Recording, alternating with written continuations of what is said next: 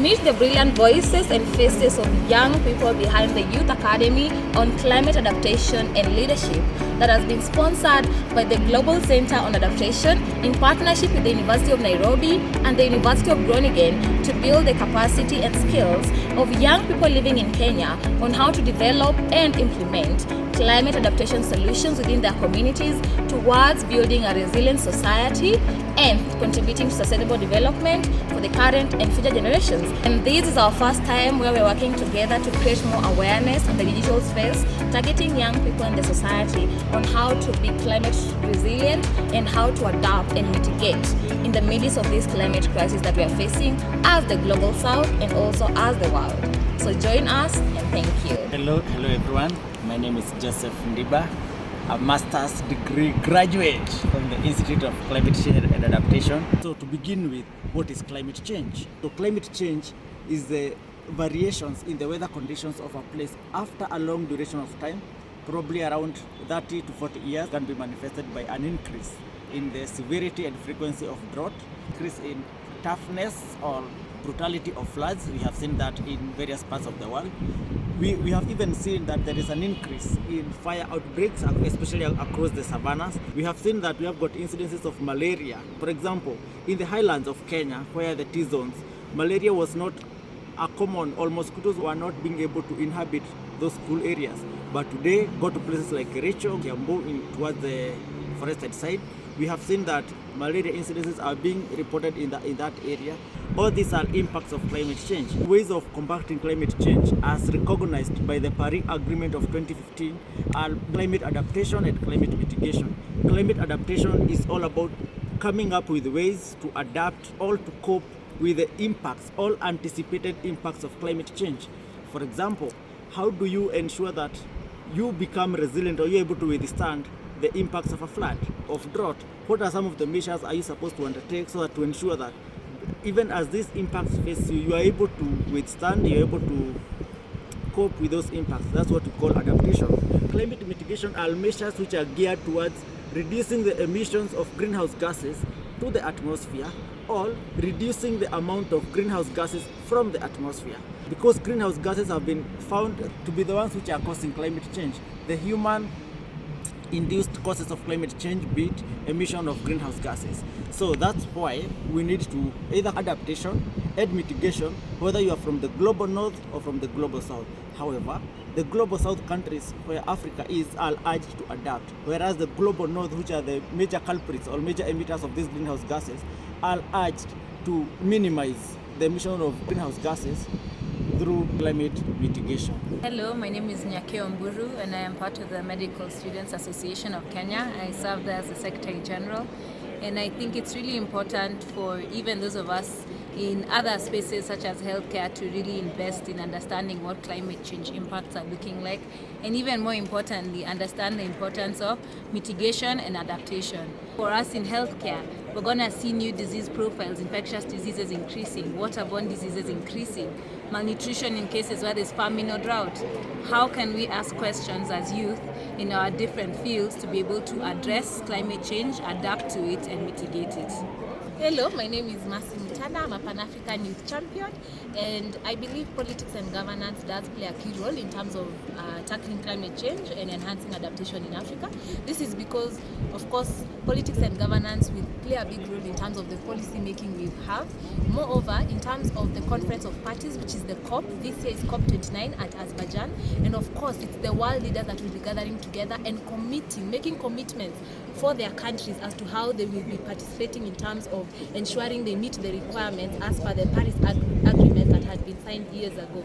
And so governance plays a big role in terms of what countries will do towards combating climate change, but also even how they engage young people. Because, for example, in Kenya, we have the National Climate Action and Adaptation policy, and through this policy there is inclusion of young people in terms of the plan the country has towards combating climate change and adaptation. And so when you have inclusive and forward-thinking government, then you are able to easily have the right policies in place which will govern not just what the government does, but even the private sector and the non-profit sector.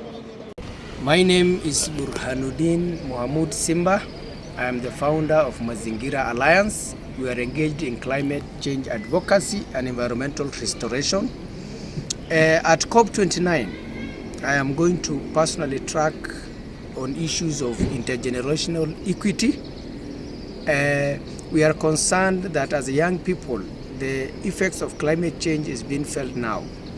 And we want answers to that now, before it reaches to our children and before they feel this effect themselves. So we are going to look more in how COP29 is going to come with finances that are tailored towards filling the gaps in intergenerational equity. For the COP29, the priority issue I'm going to be tracking is on just transition in respect to indigenous people, indigenous groups and local communities, to make sure that the mitigation and adaptation strategies recognize the value and the rights and the cultural heritage of indigenous people, and make sure that all the adaptation measures and mitigation are actually in line with ensuring that the indigenous people are actually protected in every aspect, and also making sure that young people, young women, young men, people with disability are also represented and meaningfully engaged at the COP29 and even post COP29 at their local and national levels. Hello everyone, my name is Levina. I'm a financial advisor and also a climate enthusiast. Currently I'm a member of Yango, which is a constituency of UNFCCC. And I just want to talk about why it's important for young people to be part of climate change. It's because it's our world and it's our society, and we need to protect it. Remember, we are the future and the present as well. And we have a lot of skill sets and talents, and we are conversant with technology, things about AI, coding and all that. And it's very important that we are able to use all those skills that we have to ensure that our climate is moving to the right direction. Hello, my name is Brian Moore. I'm project manager at Policy Action Initiative. We have various ways that we can handle climate adaptation. And one of the ways is bringing in the indigenous people, both in policy making, research and their knowledge. These people are the key people who produce our food. These are the key people who get affected by climate change. And they have their ways which they use to deal with climate change and how they used to roll out agriculture.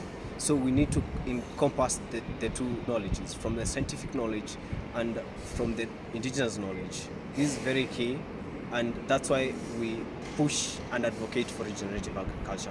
The young people come as a bridge, and actually that is what we are doing with Policy Action Initiative. We come as the bridge of policy language and indigenous language to the local people and the local community. You'll find that the language that policy speaks is very different, and these people from the local community can't understand this language. So the role of these young people is to create a pathway, a bridge that will bring the two people close. Young people have the highest percentage of population, and these are the people who will get affected by climate change in the future. And these are people who climate change will impact more than even the people who are aged. So it's critical to be part of the solution, to be part of innovation, since they are the most even educated people in the community, have new ideas that they can bring on table as innovations for climate change. My name is Lucio. I'm the CEO at Yamitami Goodies. It's a company that has a manufacturing space in Kibra.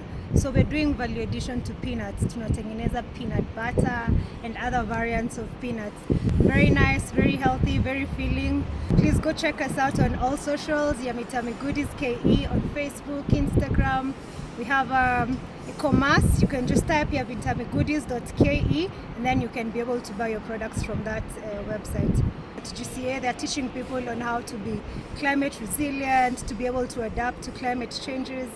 And for my company, we are already into this space because Yamitami Goodies are packed eco-friendly. So the peanut butter, the honey, we do glassware packaging. We encourage people to bring back their bottles for refill. Of course, you get a discount when you do that. We encourage people to repurpose these containers to put flowers inside. You can put your tea, your affirmation notes. So many people are involved in our business. The farmers, the employees who are doing the processing. So many lives are impacted by our products. When we sell more, we buy more, so more farmers benefit. When we produce more, when we have more orders, we need more employees to make the product, so many people are benefiting. It's really impacting so many lives in a chain. And yes, because because of climate change, we need more farmers planting. We need people eating healthy. So all solutions moving to the green side. Hi, my name is Sam Okemo. I'm a director for a startup called MC2. We do early warning systems for environment issues. So today, in the Climate Adaptation Youth Day, Action Day specifically, we learned so many things, but I was tackling why the youth should be in climate adaptation. We are the change makers, we are the innovators, and we are also the survivors. And with that, we bring community engagement, we bring resilience, and we also make the change and effects that we need in climate adaptation to reach to the most interior of societies, communities, locations, and ecosystems that need this continent and globe to have a turnaround in the climate adaptation space. Hi everyone, my name is Valerie. I'm a sexual reproductive health and rights expert. Today we were invited by the Global Center on Adaptation Youth Ambassadors to commemorate the Climate Adaptation Action Day. When it comes to climate change, climate adaptation, this conversation is very important because its intersection with sexual reproductive health and rights cannot go unspoken. When we speak about adverse health effects, it's very important to understand this particular intersection, and at the grassroots of it is locally led adaptation solutions that are mostly led by young people. I mean, we are 68% of the general population. It means that it is up to us to be agents of change, to take up change within our communities, within our spaces. We need to be influencing awareness, education initiatives, and generally just going back to our roots to understand what worked before and how can we make that work once more for ourselves. Hello, my name is Joseph Gudero. I'm the CEO and founder at Hayapak and the co-founder at MC2. And today we are planting trees.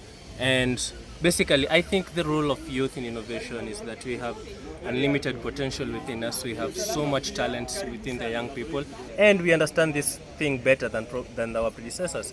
The thing is, if we don't do anything as young people, then we don't have a future to go on to, we don't have anything to look up towards, and it is ultimately up to us to be the change that we want to see as young people. Hi, my name is Victor. I am a database consultant at World Agroforestry Center, C4 in Nairobi. And today has been such an amazing day.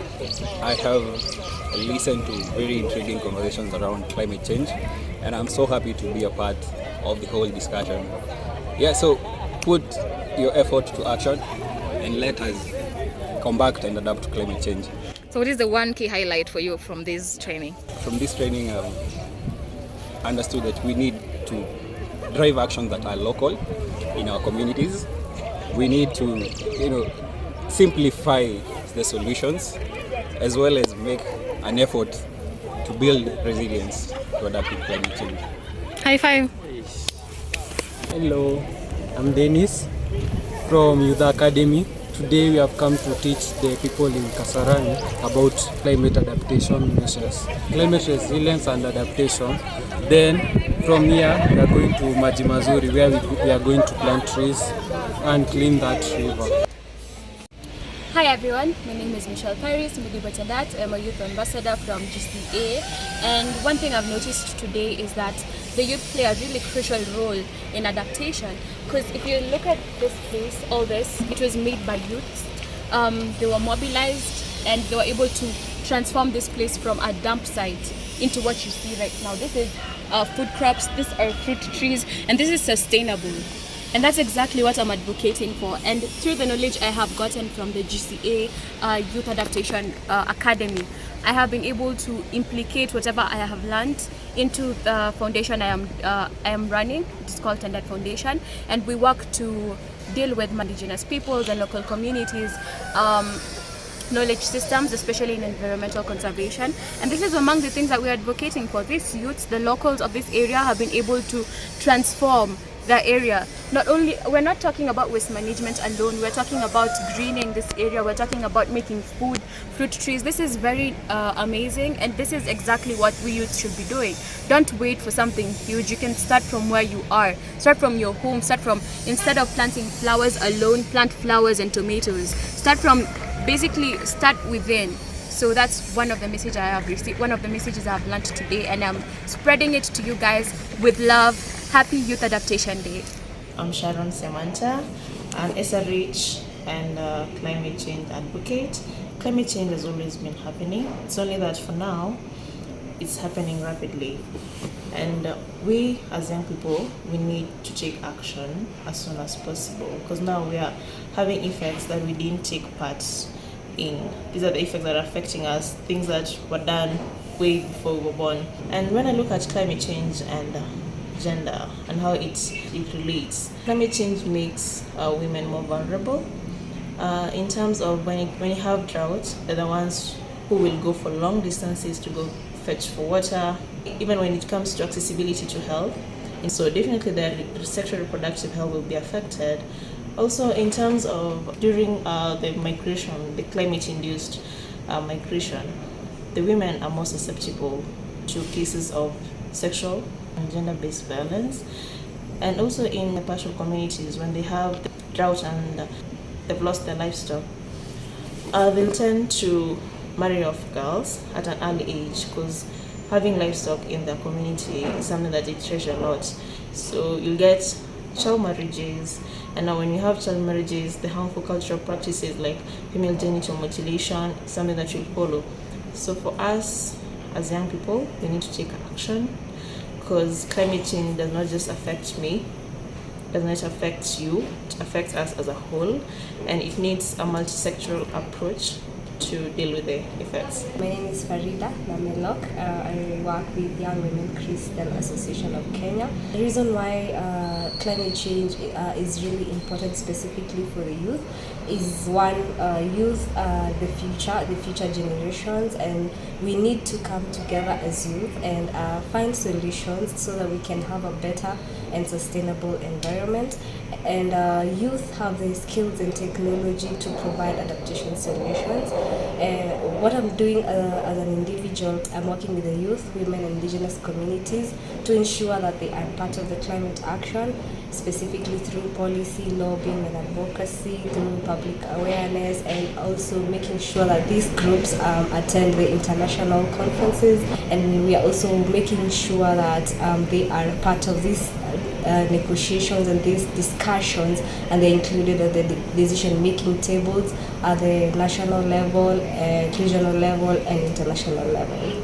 So, why pursue a master's and a PhD in climate change?